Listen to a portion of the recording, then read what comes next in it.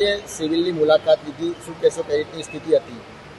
આજે સિવિલની અંદર આમ તો હું બારડોલી બસ દુર્ઘટના ઘટી ત્યારથી સિવિલના સંપર્કમાં છું. અમારા સિવિલ સુપ્રિન્ટેન્ડન્ટ ડૉક્ટરને ત્યારે પણ સૂચના આપવામાં આવી હતી, જે દર્દીઓ અહીંયા દાખલ થાય એમને યુદ્ધના ધોરણે ઓપરેશન, દવા, જે જરૂરિયાત હોય, સીટી સ્કેન, MRI એમની તુરંત જ કરીને એમને પેશન્ટને આપણે ટ્રીટમેન્ટ આપવાની છે, જે ટ્રોમા સેન્ટરની અંદર અપાઈ જ રહી છે. તો પણ સ્પેશિયલ ઝાઝા દર્દીઓ એક સાથે અહીં આવે તો આપણે એમને સરસ રીતે ટ્રીટમેન્ટ આપી શકીએ.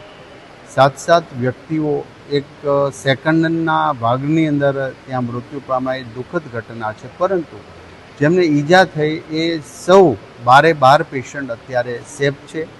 કોઈને બીજો કોઈ પણ પ્રકારનો પ્રોબ્લેમ નથી. એમને ઓપરેશનની જરૂર હતી, એમને ઓપરેશન થઈ ચૂક્યા છે. બાકી જે મેડિકલ ભાષામાં 2 દિવસ પછી કે 4 દિવસ ઓપરેશન કરવાના હોય એ પણ થઈ જશે.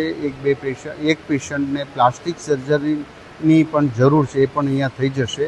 તમામ પેશન્ટના સગાવાલા મહારાષ્ટ્ર અને ગુજરાતમાં જ્યાં રહેતા હોય બધા જ અહીંયા આવી ચૂક્યા છે. બાકી દિવસ રાત જે ડૉક્ટરોએ મહેનત કરી છે આ પેશન્ટ પાછળ, એમને પણ હું અભિનંદન કરું છું કે કટોકટીના સમયે સિવિલ હોસ્પિટલના આ ડૉક્ટરો દિવસ રાત જોતા નથી. તો આજે આપણે પ્રાર્થના કરી છે 12 પેશન્ટ જલ્દીમાં જલ્દી એમને રજા આપી ઘરે હસતા જાય એવી ઈશ્વરને પ્રાર્થના કરીએ છીએ. ઓકે.